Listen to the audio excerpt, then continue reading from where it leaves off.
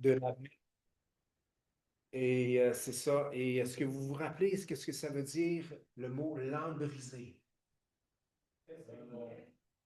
C'est des belles cabanes, c'est ça. Oui, nous, dans notre français, peut-être, on n'est pas tout à fait au courant de tous les mots. Lambrisé, on entend briser, c'est des maisons qui tombent en ruine. Non, c'est pas ça. C'était des lambris, c'était des petites lattes de bois. Et donc, Agé, quand dans Agé, c'est écrit est-ce le temps pour vous d'habiter vos demeures lambrisées, tandis que cette maison, la maison de Dieu, est détruite?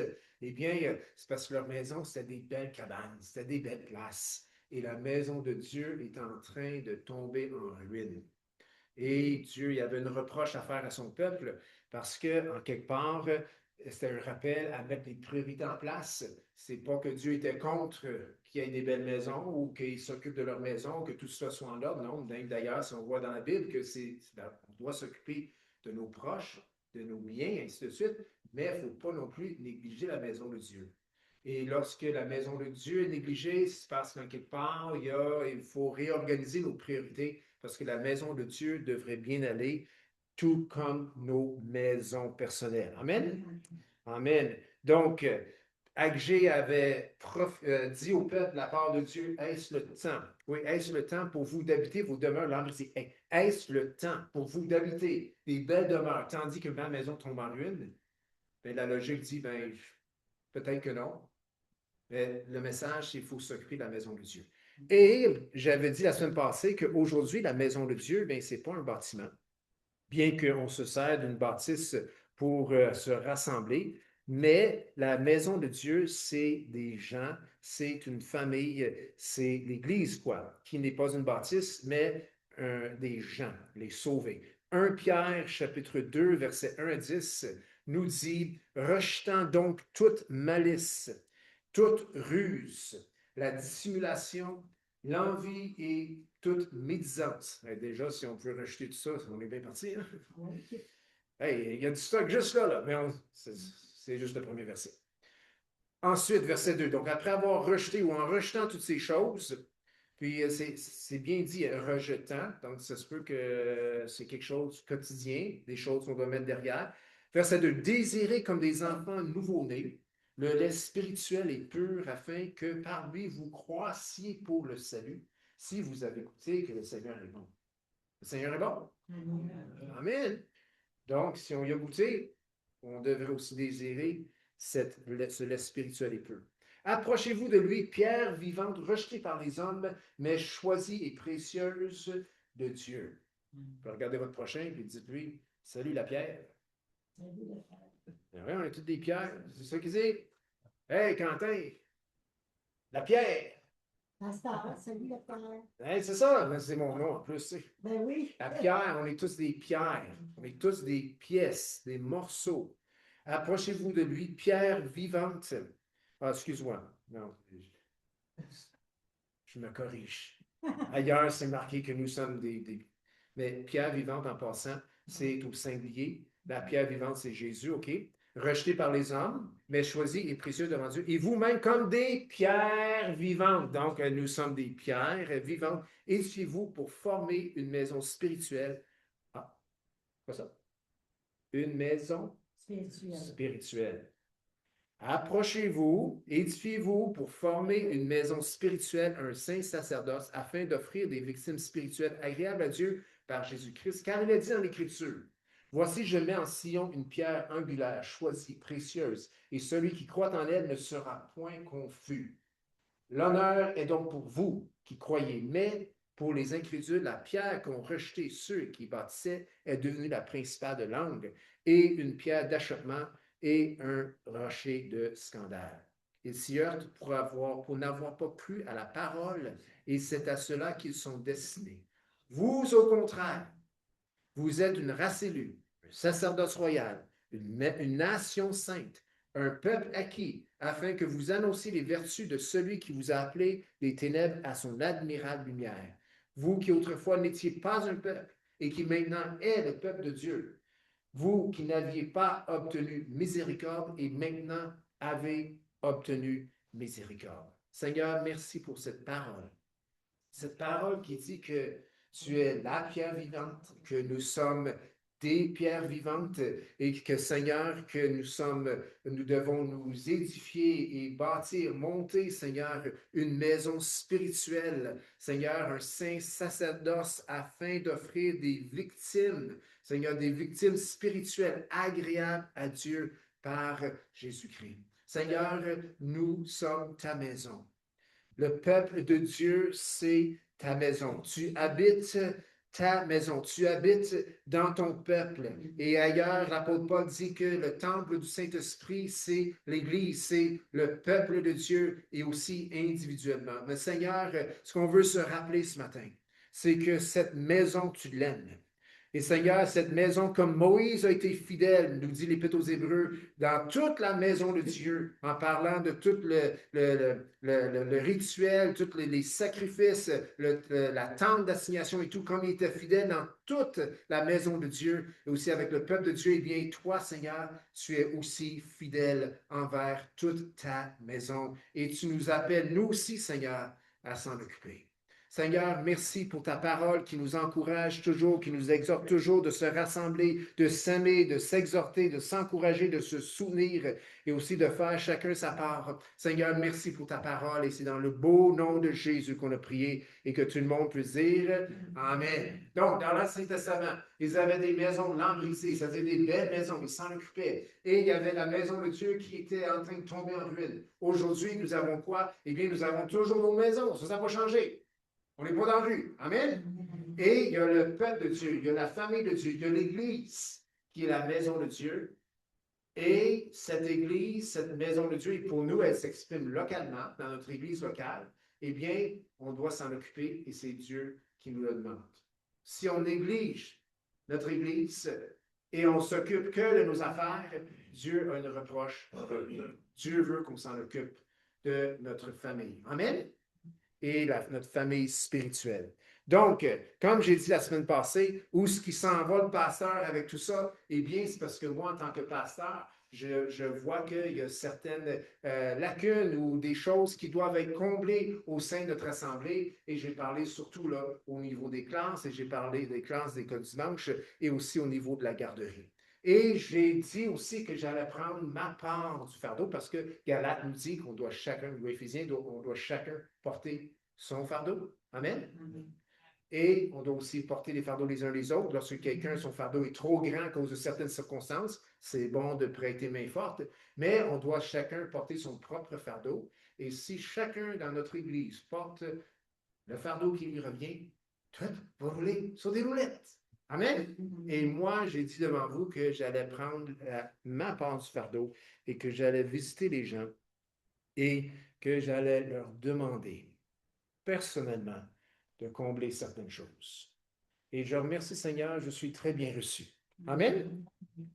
On va sur ma troisième visite cette semaine. Amen. Je ne regardais pas personne, là, pour pas me... C'est ça? Oui, parce que juste pour parler de notre famille, notre Église et notre part là-dedans. Et j'avais dit que, ouais, on ne peut pas mettre des hommes dans la garderie parce que c'est une question de sécurité, c'est une question d'assurance. OK? La plupart des abus qu'il y a auprès de jeunes enfants, eh bien, la plupart semblerait viennent des hommes. Ça fait qu'on prend nos précautions. C'est pas qu'on ne se fait pas confiance, mais on veut vraiment être une lumière puis semer la confiance. Mais donc, si ça veut dire que les femmes vont changer de couche, ben, les hommes vont pouvoir laver les toilettes. Amen. Hey, j'ai des hommes cette semaine qui ont dit Amen. Yes. Yes. Parce que, vous savez, tout le monde aime ça manger, hein? Ben, habituellement, quand on mange, ben, c'est pas fini, hein? Ça finit ailleurs, puis il faut nettoyer aussi. Donc, c'est ça. Mais c'est ça, la famille de Dieu. C'est ça, une maison. Amen? Il faut s'occuper de tout ça. Et on est capable parce que Dieu a donné toutes les ressources nécessaires dans l'Assemblée pour qu'elle fonctionne bien. Amen? Et qu'il n'y ait rien qui est essentiel, qui est négligé. Donc, on a revisé notre vision qui est instruire, grandir, produire une assemblée remplie du Saint-Esprit, marchant par la foi en la parole de Dieu, et on est en train de la reviser. Et dans le fond, on a vu instruire, on a vu grandir, et grandir, dans le fond, c'est de s'impliquer, c'était de s'engager, et on a terminé celle-là, et ce matin, on va regarder produire, le mot produire. Et pour cela, j'aimerais vous demander de tourner dans Jean chapitre 15, au verset 1 à 17. Et c'est de parabole où ça suit là, les cèpes et les sarments. Et dans le fond, Jésus il est en train de nous dire que on ne peut rien faire sans lui et que si on a la vie, si on veut vivre, on a besoin d'être attaché. Et donc, on va voir cela ce matin parce qu'il y a vraiment des questions ici de porter du fruit. Et dans le fond, quand on parle de produire, on parle de porter du fruit. Donc, verset 1, chapitre 15 de Jean, Jésus dit, je suis le récep et mon Père est le vigneron. Tout sarment qui est en moi et qui ne porte pas de fruits, il le retranche. Ouch. Et tout sarment qui porte du fruit, il l'émonde afin qu'il puisse porter encore plus de fruits. Il semblerait que Dieu veut voir des fruits. Déjà, vous êtes purs à cause de la parole que je vous ai annoncée. Demeurez en moi et je demeurerai en vous. Comme le sarment ne peut de lui-même porter du fruit s'il ne demeure attaché au cep, ainsi vous ne le pouvez non plus si vous ne demeurez en moi. Je suis le cep, vous êtes les sarments. Celui qui demeure en moi et en qui je demeure porte beaucoup de fruits, car sans moi vous ne pouvez rien faire. Si quelqu'un ne demeure pas en moi, il est jeté dehors comme le sarment et il sèche. Puis on ramasse les sarments et on les jette au feu et ils brûlent. Si vous demeurez en moi et que mes paroles demeurent en vous, demandez ce que vous voudrez et cela vous sera accordé. Si vous portez beaucoup de fruits, c'est ainsi que mon Père sera glorifié et que vous serez mes disciples. Comme le Père m'a aimé, je vous ai aussi aimé. Demeurez dans mon amour. Si vous gardez mes commandements, vous demeurez dans mon amour. De même que j'ai gardé les commandements de mon Père et que je demeure dans son amour. Je vous ai dit ces choses afin que ma joie soit en vous et que votre joie soit parfaite. C'est ici mon commandement. Aimez-vous les uns les autres comme je vous ai aimé. Il n'y a pas de plus grand amour que de donner sa vie pour ses amis. Vous êtes mes amis si vous faites ce que je vous commande. Je ne vous appelle plus serviteur parce que le Seigneur ne sait pas ce que fait son maître. Parce que le serviteur, c'est-à-dire, ne sait pas ce que fait son maître. Mais je vous ai appelé amis parce que je vous ai fait connaître tout ce que j'ai appris de mon Père. Ce n'est pas vous qui m'avez choisi, mais moi, je vous ai choisi.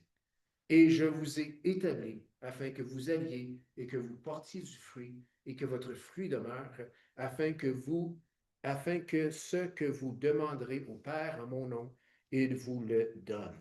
Ce que je vous commande, c'est de vous aimer les uns les autres. Tout un passage, hein? Donc, un passage qui s'explique un peu par lui-même. C'est encore une image d'agriculture ou de jardinage. Jésus prenait souvent des images de la vie quotidienne. On appelle ça des paraboles et il attache à cette image, eh bien, un principe spirituel. Et ici, on a le cep et les sarments. Et cela, ça produisait des raisins. Et avec cela, on faisait du bon vin. Et donc, il y a le principe ici d'émonder, il y a le principe ici de porter du fruit ou si on ne porte pas du fruit. Et Jésus définit, eh bien, c'est qui les différents morceaux? Eh bien, il dit que le cep, c'est lui. C'est Jésus le cep. Le tronc, c'est Jésus. Et il dit, vous êtes les sarments. Donc, tu peux regarder ton prochain et dire, salut, vieille branche. Salut les branches. Nous sommes des branches. Ah, une jeune branche, si vous voulez. Right? On est les cèpes. Excuse-moi, nous sommes les sarments. Jésus est le cep. Et pour que le sarment puisse porter du fruit, pour qu'il soit branché au cep. OK? Donc, très important. Mais c'est une image, c'est très visuel et très logique. C'est que, écoute, il n'y aura pas de raisin, il n'y aura pas de fruit si la branche n'est pas attachée au cep, au tronc. Il y a besoin d'acide. C'est là que vient la vie. C'est pour ça que Jésus dit, vous ne pouvez faire rien sans moi. Tout ce que vous faites dépend de votre relation, de votre attache à moi. Et certainement, pour les fruits que je veux que vous portiez, ces fruits dépendent à votre attachement à moi. Donc, c'est une parabole intéressante Et il y a beaucoup de mots qui se répètent, il y a plusieurs mots qui se répètent. Donc, je me suis juste arrêté sur le passage et juste pour sortir quelques mots ici. Le mot fruit revient 8 fois. Et on parle là, ici de 17 versets. 8 fois le mot fruit est mentionné. Puis quand tu lis le passage fruit, fruit, fruit, ça revient tout le temps. Également, fait intéressant, c'est que dans le passage, et ce n'est pas une erreur, ça se fait des deux façons, là, j'ai vérifié, OK? Ce n'est pas une erreur de grammaire ou d'orthographe, peu importe, là, mais fruit, c'est toujours au singulier. Vous avez remarqué? Oui. C'est toujours au singulier. Il y a le premier, bon, tiens, au verset 2. Tout sarment qui est en moi et qui ne porte pas de fruit, singulier, il le retranche et tout sarment qui porte du fruit, singulier, il l'émonde afin qu'il porte encore plus de fruits, toujours au singulier. Fruit, fruit, fruit. Ce n'est pas des fruits, c'est porter du fruit. C'est au singulier. Ça revient 8 fois, toujours au singulier. Et la définition ici de fruit, c'est ce qui a son origine ou ce qui vient de quelque chose. C'est un effet, c'est un résultat. Et donc, le fruit dont Jésus parle ici, c'est un fruit, c'est le fruit qui a son origine en lui, pas en nous, a son origine en lui parce que les sarments sont attachés au cep et c'est fruit au singulier. Également, 9 fois, ça revient 9 fois, soit aimer ou amour. Donc, il y a vraiment ici un message fort sur amour, aimer. Et d'ailleurs, Jésus, dans le verset 12, eh bien, il donne, voici mon commandement. On a 10 commandements dans la Bible, hein? Dans l'Ancien Testament, puis il y a d'autres commandements, ce n'est pas dans les 10 commandements, mais dans le Nouveau Testament, on ne parle pas vraiment de commandements, mais Jésus en donne quand même quelques-uns, puis il dit, voici, c'est ici mon commandement. C'est encore sous singulier. Mon commandement, aimez-vous les uns les autres comme je vous ai aimé. Il n'a pas juste dit, aimez-vous les uns les autres. Il a dit comment aimer les uns les autres. Comme moi, je vous ai aimé. Okay. Donc, il y a amour ici, il y a aimer qui revient continuellement. Jésus qui dit, il demeure dans mon amour. Il parle de l'amour du Père, que lui est demeuré dans l'amour du Père, et ainsi de suite. Donc, amour, amour revient 9 fois. Et il y a un autre mot qui revient encore plus que amour et fruit, c'est le mot demeure ou demeurer. Ça revient 13 fois. Donc, je pense qu'en bout de ligne, après avoir lu le passage, on comprend qu'il faut rester quelque part. Il faut demeurer quelque part. Jésus nous appelle à demeurer, puis il dit à demeurer en lui, puis il dit que lui, il a demeuré dans son Père, et ainsi de suite. Donc, 3 mots qui reviennent souvent. Fruit, aimer ou amour, et demeurer ou demeure. Et en quelque part, les 3 mots-là, en saisissant leur sens, ça nous aide beaucoup à comprendre le sens du passage qui est là dans Jean 15 et ultimement de comment porter du fruit et ultimement quelle sorte de fruit nous allons finalement porter. Donc, Jésus nous appelle à porter du fruit.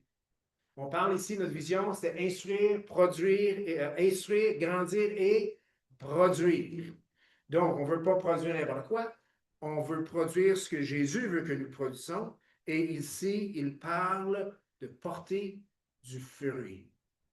Tout chrétien est appelé à porter du fruit. Si ça, ce n'est pas vrai, eh bien, il serait vrai de dire que ce n'est pas tous les chrétiens qui doivent être branchés à Jésus. Que finalement, c'est optionnel. Non, non, non. Si tu n'es pas attaché à Jésus, si le sarment n'est pas attaché au cep, il n'y a pas de vie possible. Il n'y a pas de fruit possible. Sans moi, vous ne pouvez rien faire, dit Jésus. On a besoin d'être attaché. Et parce qu'on est attaché, nous allons porter du fruit. Et si bien qu'on est attaché, on ne porte pas du fruit, eh bien, Jésus dit qu'est-ce qui arrive, c'est qu'il prend l'image de l'émondeur. Eh bien, on va enlever les morceaux. On n'enlèvera pas la branche, on va enlever les morceaux qui empêchent le sarment à porter du fruit. Il ne coupera pas la tâche. il va enlever les morceaux qui sont secs ou qui sont morts ou peu importe, et il va s'en débarrasser pour que le sarment, pour que le chrétien puisse porter du fruit. Donc, nous sommes tous appelés à porter du fruit. Et comment est-ce que ce passage nous enseigne que nous allons porter du fruit ou qu'est-ce qu'on doit faire pour porter le fruit que Jésus veut que nous portions? Eh bien, au verset 4, c'est écrit, « Demeurez en moi et je demeurerai en vous. » Comme le sarment ne peut de lui-même porter du fruit s'il ne demeure attaché au cep, ainsi vous ne le pouvez non plus si vous ne demeurez en moi. Pour porter du fruit, nous devons demeurer attachés au cep. Pour porter du fruit, nous devons demeurer attachés à Jésus. Amen. C'est l'acte de demeurer. Puis des fois, là, l'acte de demeurer, c'est juste de ne pas bouger. C'est juste de rester. Des fois, on a tendance à se déplacer parce que les choses vont plus ou moins bien ou parce que les choses vont mal, mais des fois, de demeurer, c'est juste de rester. Puis Jésus dit de rester attaché. Si on se détache, ou si nous marchons une vie, ou si on marche des marches chrétiennes qui témoignent d'un détachement du cep, nous ne porterons pas les fruits que le cep veut que nous portions. Nous devons demeurer. OK. Bien, comment qu'on demeure? Jésus, comment qu'on demeure en toi? Je ne te vois pas. Je ne vois pas le cep. J'essaie de me brancher. Comment, c'est quoi ça? Quand tu dis demeurer en moi, qu'est-ce que tu veux bien dire? Je veux savoir, il faut que je comprenne ça dans mes propres mots. Donc, si on va au verset 10, chapitre 15, c'est écrit, « Si vous gardez mes commandements, vous demeurerez dans mon amour. De même que j'ai gardé les commandements de mon Père et que je demeure dans son amour. » Je pense qu'on peut conclure que si on demeure dans l'amour de Dieu, si on demeure dans l'amour de Jésus, on reste attaché. Donc, pour demeurer, qu'est-ce qu'on doit faire? Eh bien, nous devons garder ses commandements. Si vous gardez mes commandements, vous demeurerez dans mon amour. C'est marqué blanc sur noir. Si vous gardez mes commandements, vous demeurerez dans mon amour. Et il dit, garde, c'est ce que j'ai fait. De même que moi, j'ai gardé les commandements de mon Père et que je demeure dans son amour. Quand on obéit à Jésus, nous demeurons en lui. Est-ce que ça veut dire qu'un chrétien désobéissant ne demeure pas en Jésus? Oui, si tu veux. Est-ce que Jésus le rappelle? Oui. Il y a toujours deuxième, troisième, quatrième, cinquième, sixième, septième. Le nombre de chances qu'on a besoin, Jésus nous appelle toujours. Mais lorsqu'on demeure en lui, c'est que nous gardons ses commandements. Donc, c'est bon de savoir c'est quoi que Jésus entend par commandement. Dans le fond, c'est pour ça qu'on regarde la vie de Jésus. C'est pour ça qu'on garde nos nez dans la parole de Dieu. C'est pour ça qu'on regarde, parce que les commandements de Jésus se trouvent là. Jésus, c'est la parole faite chair. La Bible qu'on a, c'est la parole de Dieu écrite. Les deux se ressemblent beaucoup. Okay? Les deux ne se contredisent pas. Okay? Si on veut savoir c'est quoi les paroles, les commandements de Jésus, on va les trouver dans la Bible. Et c'est important de comprendre quand même la Bible et qu'il y a des choses qui ont changé avec le cours de l'histoire, puis avec la croix, avec la crucifixion, avec la résurrection, avec la venue de Jésus. Et en comprenant ces choses-là, on peut comprendre c'est quoi obéir les commandements de Jésus. Maintenant, pour faire la chose le plus simple possible, eh bien, on voit que Jésus donne un commandement au verset 12. Qu'est-ce qu'il dit au verset 12? Est-ce que quelqu'un peut me le lire? Qu'est-ce qu'il dit au verset 12? Parlez pas tout en même temps. Oui? Oh! Merci. C'est quoi? Oh non! Oh! Merci, ma soeur. Ceci est mon commandement. Hey, il n'a pas donné deux, trois. Il a dit mon commandement, c'est que vous aimiez les uns les autres. Ma soeur, ça, c'est un bon commandement. J'ai besoin de beaucoup d'amour. Qu'il puisse m'aimer. Hey, non, non, que vous vous aimiez les uns les autres. C'est pas juste que tu sois aimé, mais aimez-vous les uns les autres. Et il dit comment en plus, comme moi, je vous ai aimé. Hmm. Jésus, il a aimé ses disciples. Jésus nous aime. Amen. Jésus, il a quand même dit des choses assez directes des fois. Amen. Mais il les aimait. Amen. C'est ici mon commandement. Aimez-vous les uns les autres comme je vous ai aimé. Verset 13, il n'y a pas de plus grand amour que de donner sa vie pour ses amis. C'est ce que Jésus a fait. Jésus vient dire, aimez-vous les uns les autres comme moi je vous ai aimé. Puis il n'y a pas de plus grand amour que de donner sa vie pour ses amis. Et Jésus a donné sa vie pour ses amis. OK. Donc, on voit ailleurs dans les Écritures que l'amour, c'est un fruit. On peut dire ça? L'amour, c'est un fruit. Right? L'amour, la joie, la paix, la patience, la bonté, la bienveillance, la fidélité, la douceur, la tempérance, les non, neuf fruits de l'esprit, pas six, neuf, ça c'est d'autres choses. 9 fruits de l'esprit. L'amour, vous dire ça, l'amour, la joie, la paix, la patience, la bonté, fidélité, douceur, tempérance, les fruits de l'esprit. J'en ai oublié? Bénité ou bienveillance. Ça dépend de la traduction. Oui, c'est pas ça dans les versions, mais miséricorde, c'est une bonne chose aussi. Donc, les 9 fruits de l'esprit. Et l'amour, il est au tout début. Et il y a tellement de messages, de prédications qui ont été faites sur l'amour, là, et puis sur les 9 fruits de l'esprit. Là. Il y en a qui disent que le fruit de l'esprit, c'est l'amour. Donc, il y en a juste un. Et toutes les autres découlent de l'amour.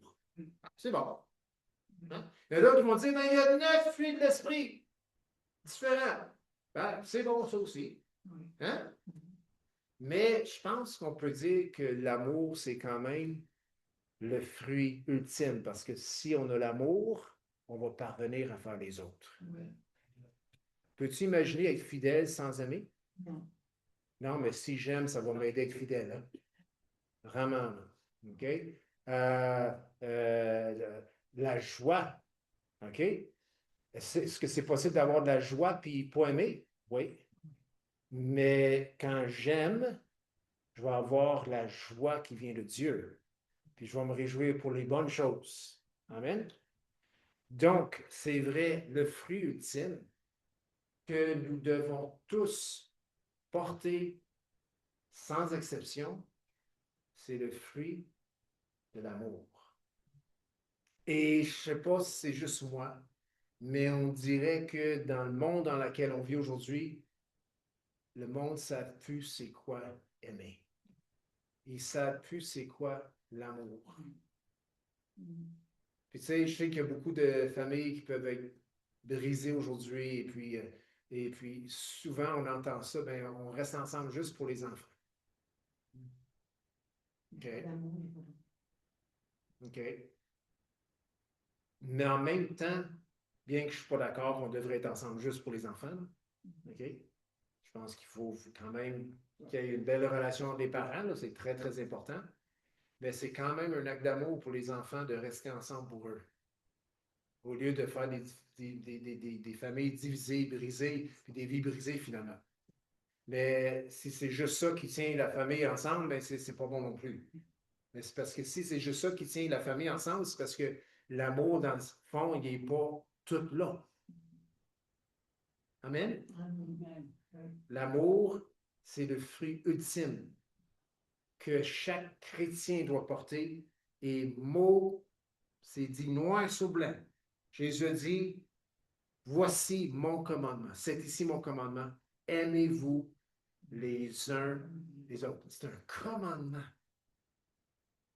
C'est drôle, hein? Ça cloche un peu. Voyons donc, un commandement qui dit d'aimer les uns les autres. Non, non, il faut que ça vienne de mon cœur. Hein? L'amour, on ne peut pas forcer ça. L'amour, on ne peut pas pousser ça. L'amour, on ne peut pas. Je veux dire, c'est soit que c'est là ou c'est pas là. Mais Jésus dit, mon commandement, c'est le suivant, c'est aimez-vous les uns les autres comme je vous ai aimé. Ça se peut-tu que ça veut dire que l'amour, c'est pas juste le ouh, tu sais, qu'on sent juste ici. Ouh! C'est oh, je l'aime-tu celui-là, ou je l'aime-tu celle-là. Ça se peut-tu que c'est pas ça l'amour, mais ça, c'est une émotion qu'on associe à l'amour parce qu'on apprécie beaucoup la personne. Mais Jésus, il n'a pas dit cherchez le ouh! Non. Jésus a dit voici mon commandement. Non, mais moi, quand j'entends commandement, moi, j'entends les 10 commandements. Tu sais, c'est comme tu ne convoiteras point, tu commettras point d'adultère, tu prendras point le nom de ton Dieu en vain. Puis, tu sais, les 10 commandements, tu voleras point. Si tu dis autre chose, tu fais pas ça. Ou tu fais ça. Puis ici, on a tu fais ça. Mon commandement, c'est que vous vous aimiez les uns les autres. Donc, c'est plus qu'une émotion, c'est un fruit. C'est un fruit qui vient parce qu'on est attaché au cep. Si je suis attaché au cep, je vais pouvoir aimer mon frère et aimer ma sœur. Si je suis attaché au cep, je vais pouvoir, oui, intégrer ce corps local et d'y vivre dans la paix, dans la joie, avec les fruits de l'esprit, parce que je suis attaché au cep. Si, en étant attaché au cep et par obéissance, je choisis d'aimer et cela m'importune jusqu'à un certain point, bien, ça se peut que le Seigneur il est juste en train de faire son travail, peut-être un certain travail d'émondage ou peu importe, je ne sais pas, pour que tu puisses porter encore plus de fruits pour sa gloire. Amen? Amen. Je vous le dis, va pas à l'église, tu n'accomplis pas ce commandement que Jésus a donné de vous aimer les uns les autres comme je vous ai aimé. Parce que c'est dans le contexte de famille que l'amour véritable s'exprime. Et c'est le sacrifice personnel, c'est le service, c'est l'amour inconditionnel, c'est d'enseigner, c'est de montrer, c'est de donner le bon exemple. C'est ça, aimer. Amen? Et on trouve cette expression d'amour pas dans la société, pas dans un club quelconque. On trouve ça dans la famille. Et nous sommes la famille de Dieu. Amen? Donc, si on vient au premier passage, vos maisons lambrisées, c'est bon et c'est important que nous portions le fruit de l'amour à la maison, puis qu'on prend soin de nos enfants, puis qu'on se prend soin de notre épouse, puis que l'épouse elle prend soin de son mari, c'est important. Puis les petits-enfants là-dedans et tout, c'est très important. La Bible d'ailleurs dit que celui qui ne prend pas soin des siens est pire qu'un infidèle. On doit s'en occuper. Mais ça ne s'arrête pas là. Il y a aussi la maison de Dieu, que notre famille fait partie. Si du moins ils ont reçu Jésus dans leur vie. On a la maison de Dieu. Et si j'ai déménagé au loin de mes parents, et puis je suis à 4 heures de route, bien, ça se peut très bien qu'on n'est pas dans la même église locale. Mais c'est la famille de Dieu pareil. Et j'en ai besoin. Et c'est là que le commandement de Jésus peut être appliqué, c'est-à-dire d'aimer les uns les autres comme lui nous a aimés. Maintenant, je suis d'accord, dans un choix d'église, eh bien, ce n'est pas nécessairement l'église la plus proche de chez vous. Il vaut mieux avoir une église qui enseigne la parole de Dieu. Amen? Si on doit se déplacer un petit peu. OK? Ce n'est pas nécessairement l'église la plus proche, mais c'est l'église qui proclame la vérité. C'est celle-là que tu veux t'attacher. Il faut que tu t'attaches quelque part. Parce que moi, je n'ai pas dire que si tu ne t'attaches pas quelque part, eh bien, comment tu vas expliquer à Jésus que je t'aime, Seigneur, mais l'église, là, je l'ai dit, il fallait que tu t'arranges avec. Parce que moi, là, non. Non, il veut qu'on aille là. Autant que le Seigneur veut qu'on soit fidèle envers notre épouse, nos enfants, envers notre mari, et ainsi de suite, il veut qu'on soit fidèle envers sa famille. Amen. Puis ça se peut que ce n'est pas tous les membres de notre famille qui sont au Seigneur. Ça se peut, ça. Quand on va dans la famille élargie, ça se peut, ça. On a vraiment quelque chose, bien des affaires en commun ici, entre chrétiens. Amen. On croit dans le même Seigneur. Amen. On croit que Jésus, lui, est mort à la croix pour nos péchés. Amen. On croit dans la parole de Dieu, les écrits inspirés et qui servent pour nous conduire dans la vie. Amen. On a tout ça en commun. Là. On n'a pas nécessairement toutes ces choses en commun avec tous les membres de notre famille. Donc, ici, on devrait avoir une expression d'unité, d'une même pensée, d'un même amour plus que n'importe où ailleurs. Et c'est Jésus qui dit, voici mon commandement. Aimez-vous les uns les autres comme je vous ai aimé. Donc, Jésus parle du 7 décembre. Il parle de demeurer et de demeurer en lui. Quand on demeure en lui, on reste attaché à lui. Et demeurer en Jésus, qu'est-ce que ça veut dire? Ça veut dire d'obéir à ses commandements, de faire ce qu'il a dit. Et dans le passage, il dit, voici mon commandement, c'est que vous vous aimez les uns les autres comme je vous ai aimé. Galates 5, 22 dit tous les fruits de l'esprit. 1 Corinthiens 13 dit l'amour, la foi et l'espérance. OK? Et le passage dit que le plus grand de ces trois, c'est l'amour. C'est ce qui est écrit peut-être dans votre version, la charité. Tout vient de cet amour que Dieu cultive, qu'il donne dans nos vies. C'est un fruit. C'est un fruit. Il ne faut pas l'oublier, celle-là. Ça ne vient même pas de nous-mêmes, mais ça va venir parce qu'on s'est attaché à Jésus. Nous, là, il faut rester attachés. Il faut rester attachés. Des fois, on dit, ah, mais il faut que j'aime, il faut que j'aime. Non, non, reste attaché. Si tu restes attaché, tu vas réussir à aimer, tôt ou tard. Parce que tu es attaché à Jésus qui, lui, aime. Et qui, lui, c'est lui qui a donné le commandement d'aimer. Et Jésus, eh bien, comment est-ce qu'il nous a aimés? On va au verset 9. Il dit, comme le Père m'a aimé, je vous ai aussi aimé. Hey, c'est rare. Ça m'est venu à la pensée dans la préparation. C'est rare qu'on voit Jésus dire, je vous aime. Trouvez-moi des passages où Jésus ouvertement dit, je vous aime, mes amours. Tu sais, c'est comme, quand on n'entend pas ça de Jésus, c'est comme, ah, on sait que Dieu nous aime, parce que hein, Jean 3,16, car Dieu a tant aimé le monde qu'il a donné son Fils. On sait que Dieu nous aime, mais c'est drôle, dans les Écritures, on ne trouve pas ça souvent que Jésus qui dit je t'aime. Mais il dit ici. Puis peut-être qu'il n'y a pas besoin de le dire si souvent parce qu'il nous aime vraiment. Comme le Père m'a aimé, je vous ai aussi aimé. Comme le Père m'a aimé, je vous ai aussi aimé. Demeurez dans mon amour. Et celui qui garde ses commandements demeure dans son amour. Jésus nous aime. Amen. Il nous aime. Et comment est-ce qu'il nous a aimés? Il nous a aimés comme le Père lui a aimé. Comme le Père m'a aimé, je vous ai aussi aimé. Demeurez dans mon amour. OK. Donc, comment Jésus nous a... Le fruit ultime, c'est l'amour. Comment est-ce que Jésus nous a aimés? Eh bien, il nous a aimés comme le Père lui a aimé. Donc, Jésus a aimé par exemple. Dans son humanité, il a aimé par exemple, l'exemple qu'il avait de son Père. Et Jésus dit aussi que le plus grand amour, eh bien, c'est de donner sa vie pour ses amis. Verset 13. Il n'y a pas de plus grand amour. On peut dire ça ensemble. Il n'y a pas de plus grand amour. Oh, il n'y a pas de plus grand que ça. Que de donner sa vie pour ses amis. OK, je ne suis pas en train de dire que tu es à l'église, il va falloir que tu donnes ta vie pour tes frères et sœurs. Ça se peut. Non, mais ça se peut.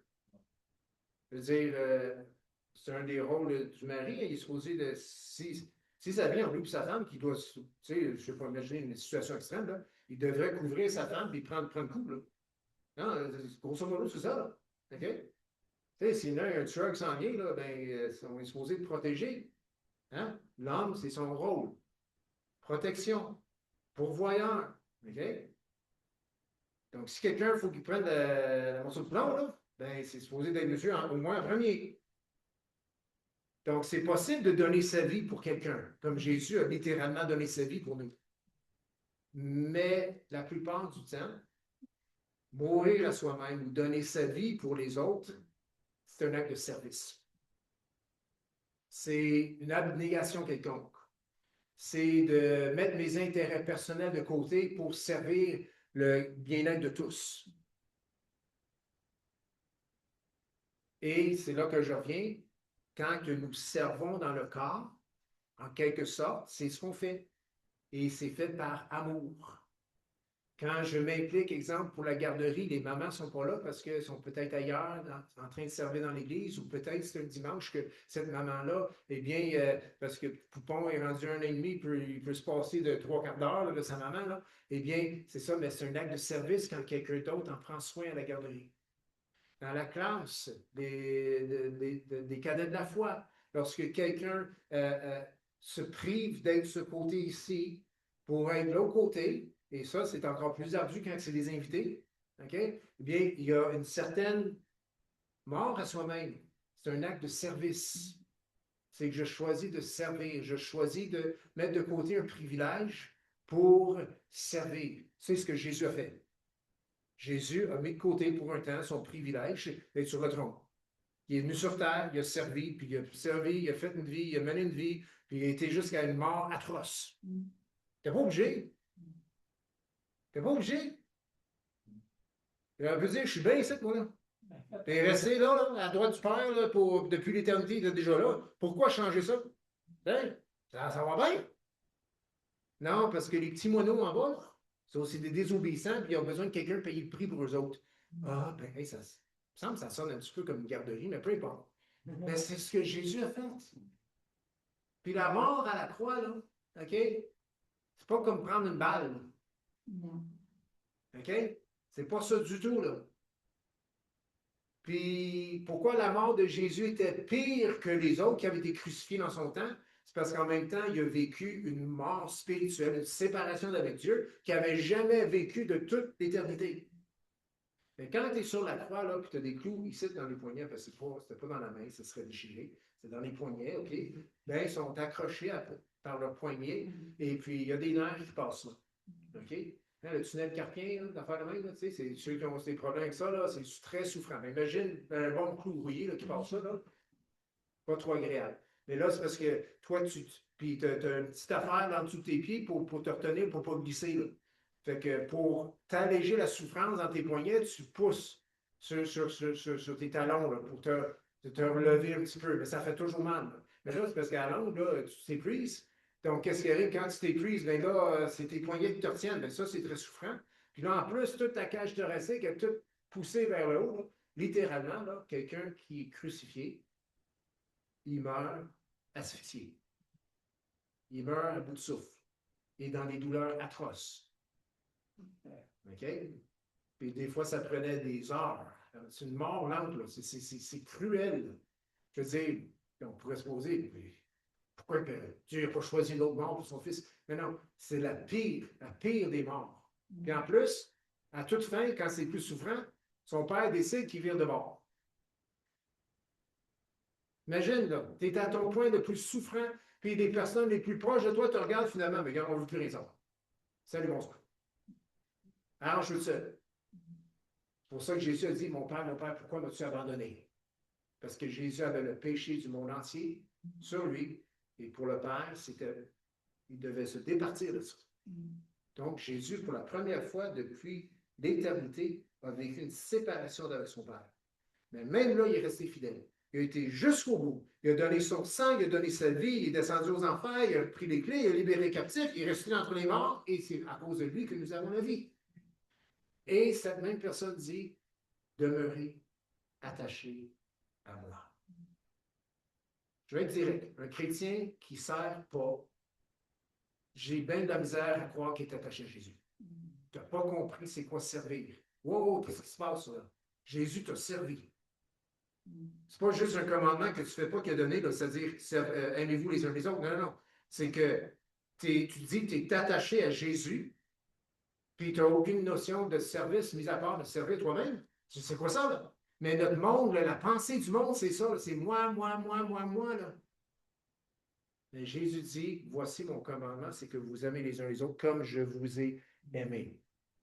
Et dans tout cela, il y a des promesses. Puis ces promesses-là, il faut les prendre dans leur contexte. Hey, il y a des grandes promesses ici. Regarde au verset 7. C'est écrit, si vous demeurez en moi et que mes paroles demeurent en vous, demandez ce que vous voudrez et cela vous sera accordé. Hey, celle-là, on l'aime, hein? On biffe le reste, allons en bas, on garde juste le verset 7. On va l'encadrer, celle-là.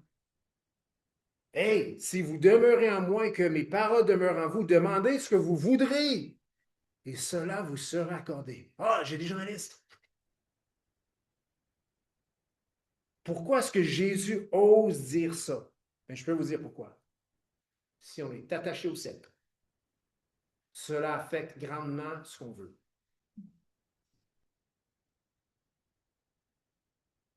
Verset 7. De me demander ce que vous voudrez, le voudrez, là, OK, d'une personne qui est attachée au sceptre, et le voudrez d'une personne qui n'est pas attachée au sceptre, pas la même chose. Maintenant, est-ce que quelqu'un qui est attaché au sceptre, est-ce qu'il peut demander pour des choses pour sa vie ici-bas? Oui.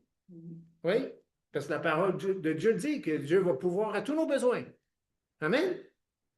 Donc, attaché à Jésus, on peut demander justement pour qu'il rencontre tous nos besoins, et même plus, parce que la parole de Dieu dit qu'il est riche en miséricorde, riche en grâce, et puis il est généreux, puis oui, mais ce n'est pas la même façon que si on demande pour plein d'affaires sans être attaché à lui. Quand nous sommes attachés à lui, il y a manière, il est possible là, et c'est la seule façon, il est possible, lorsqu'on est attaché à lui, de demander à Dieu tout ce qu'on veut sans égoïsme. Quelque chose, là. Jésus n'était pas égoïste. Et tout ce qu'il a demandé, son Père lui a accordé.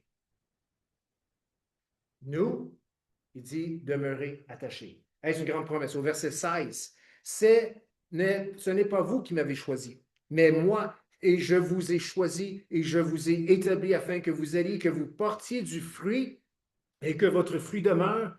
Pourquoi? Afin que ce que vous demanderez au Père en mon nom, il vous le donne. Ce que je vous commande, c'est de vous aimer les uns les autres. Wow! Une autre promesse ici. Porter du fruit.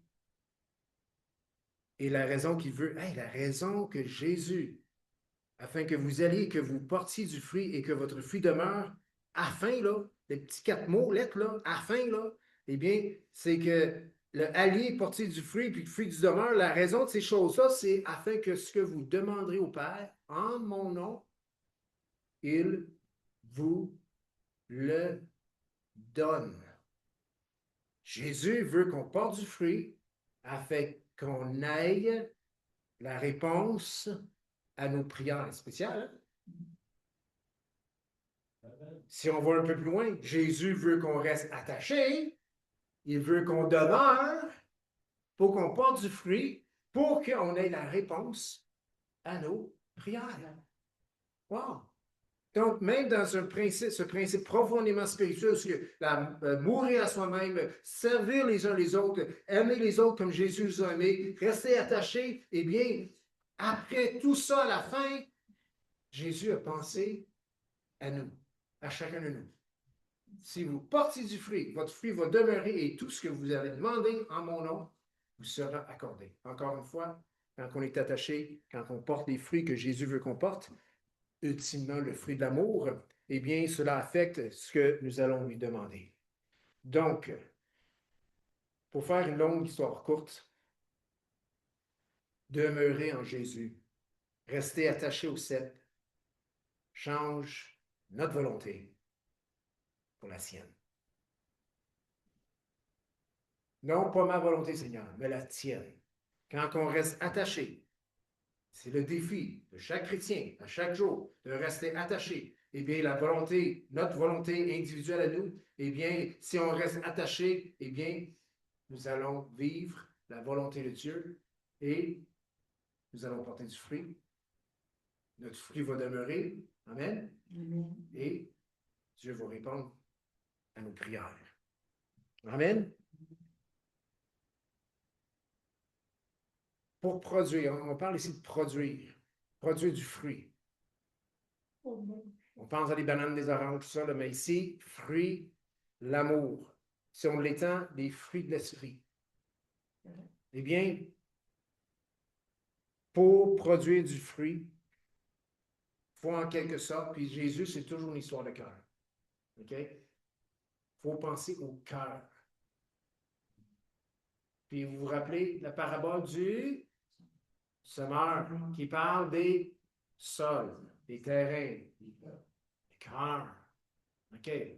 Ce matin, je le lisais à nouveau, mais pas dans Matthieu, puis j'aimerais ça qu'on termine avec ça, mais dans Luc. Allez dans Luc, je pense pas que ça pousse pas à l'écran parce que j'avais fini ça avant matin. Là, fait que c'est ça.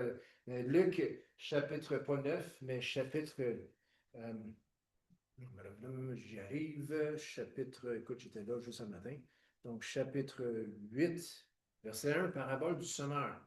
Et ça m'a fait du bien de le lire parce que je connais plus la version chez Matthieu, mais c'est un peu différent chez Marc, chez Luc, c'est-à-dire, mais toujours bon. Et souvent, en lisant dans un autre évangile, bien, on saisit d'autres facettes de cette même parabole, mais toujours avec la pensée que les fruits, là, eh bien, ça vient du sol. Hein? La carotte, elle vient du sol, l'orange vient du sol, le navet vient du sol, tous les fruits qu'on mange viennent du sol. Même la viande qu'on mange vient du sol, parce que le bœuf, il mange le gazon. Hein? Tout vient de la terre. Même nous, on vient de la terre. Jésus a formé l'homme de la poussière. Donc, tout vient du sol. Donc, tout vient du cœur. L'abondance du cœur, la bouche parle de Jésus. Parabole des terrains, du sonore. Ensuite, Jésus alla de ville en ville et de village en village, prêchant et annonçant la bonne nouvelle du royaume de Dieu. Verset 2. Je ne sais pas pourquoi j'ai commencé là, mais on va continuer. Les 12 étaient avec lui et quelques femmes qui avaient été guéries d'esprits malins et de maladies. Marie, dite de Magdala, de laquelle étaient sortis 7 démons. Jeanne, femme de Chusa, intendant d'Hérode. Jésus, il avait du monde quand même placé dans la vie autour de lui. Là. Regarde ça, là. Jeanne, femme de Chusa, intendant d'Hérode. OK? Suzanne et plusieurs autres qui l'assistaient avec de leurs biens. Verset 4, une grande foule s'est assemblée et des gens étaient venus de diverses villes auprès de lui. Il dit cette parabole. Un semeur sortit pour semer la semence. Comme il semait, une partie de la semence tomba le long du chemin. Elle fut foulée aux pieds et les oiseaux du ciel la mangèrent. Une autre partie tomba sur le roc. Quand elle fut levée, elle sécha faute qu'elle n'avait point d'humidité. Là-dessus, je pense disais faute de racine. Ici, faute d'humidité. 7. Une autre partie tomba au milieu des épines. Les épines crurent avec elle et l'étouffèrent.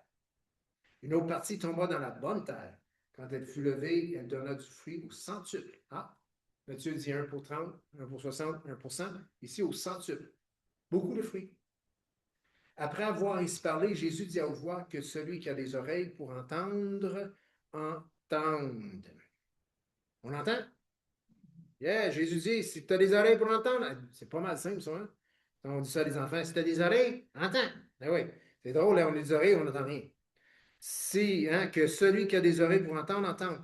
Là, ses disciples lui demandèrent ce que signifiait cette parabole. Ils ont entendu, ils n'ont rien compris.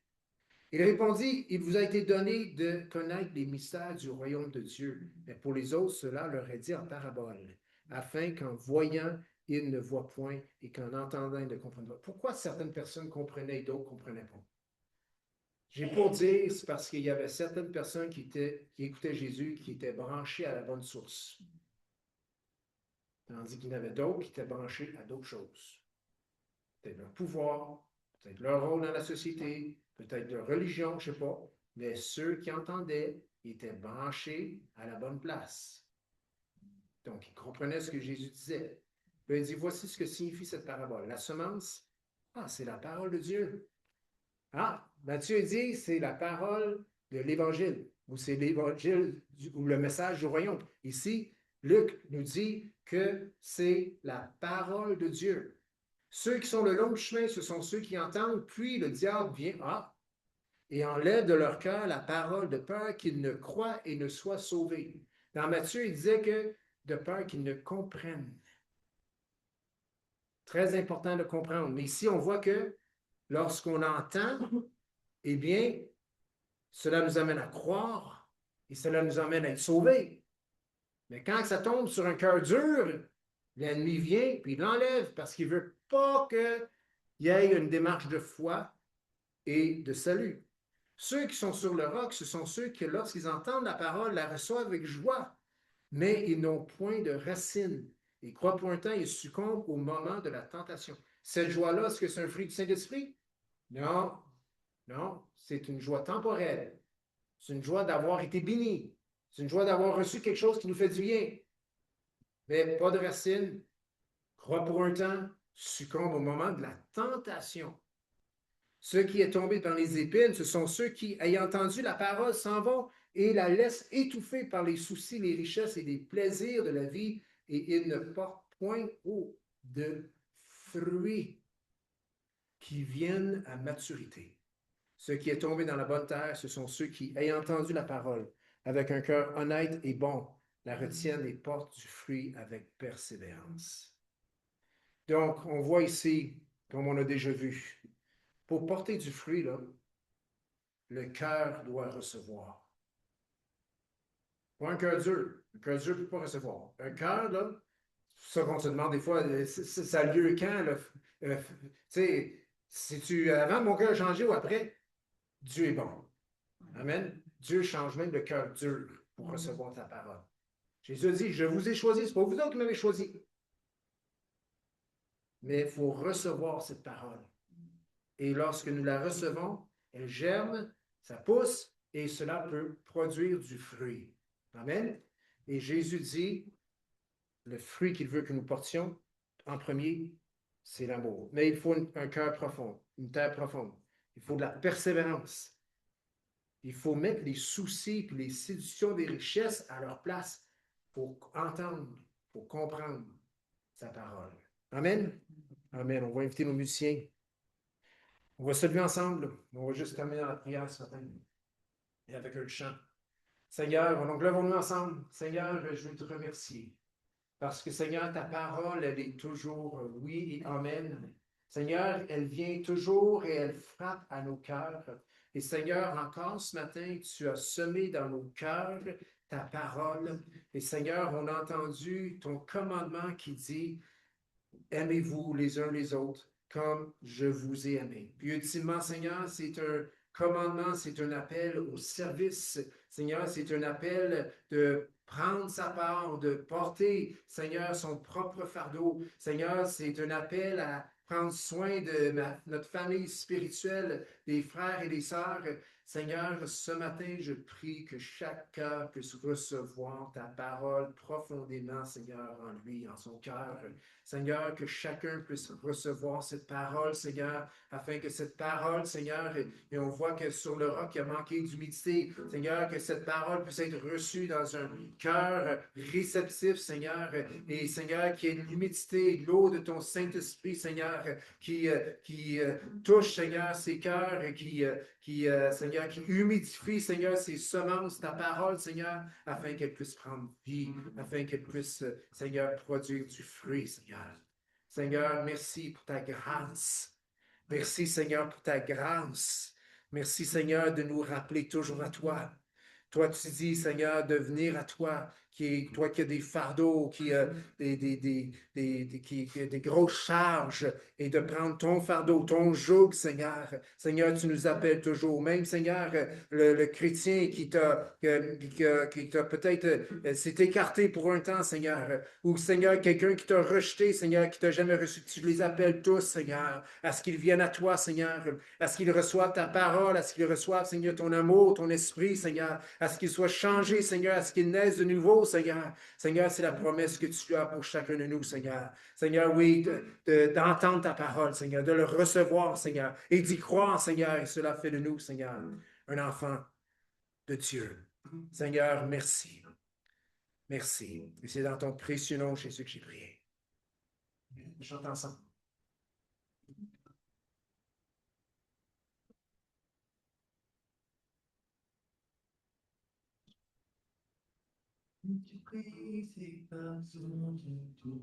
Autant, si vous voulez besoin de prière ce matin, en réponse à un message, ou peut-être un besoin dans votre vie, et on est là pour prier pour vous. Amen. Chantons ensemble. As-tu cherché quand j'avais trouvé? Assoyez d'une source de vie, Jésus t'appelle.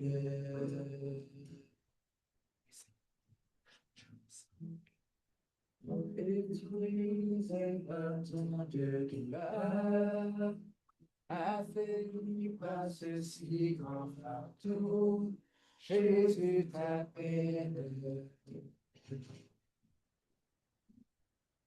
Et as-tu cherché sans jamais trouver? Assoyez d'une source de vie, Jésus t'appelle.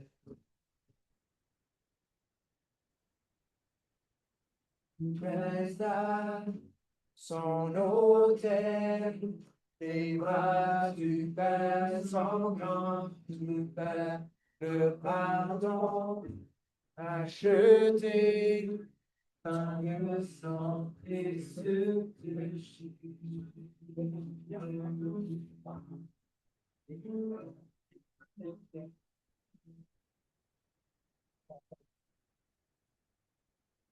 Laisse-la tester leur tête, la tempête est à lui aujourd'hui, Jésus t'appelle. Tes chagrins changera son chemin,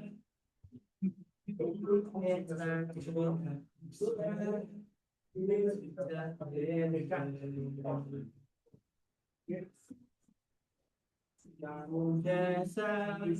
Son autel, les bras du Père sont grands, le pardon, le racheter, par le sang et le Jésus.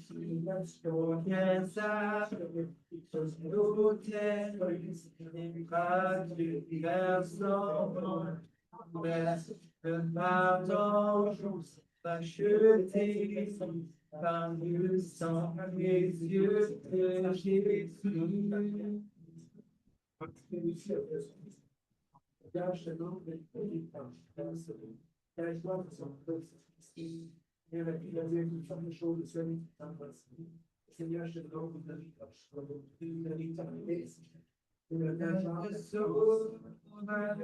la vie Seigneur, tu fasses chante alléluia, vivant. Chante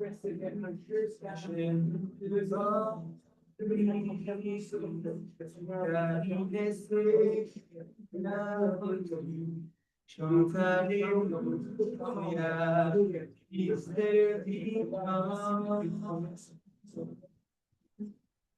notre sauveur, c'est pas chante alléluia, Easter vivant. Je nous demande, car il est Seigneur de tout, chante alléluia, Easter vivant. Yes, et pas tu fais semblant que tu vas le pardon acheté par le sang précieux de Jésus. Au désert, nous et pas tu fais semblant un pardon acheté par le sang précieux de Jésus.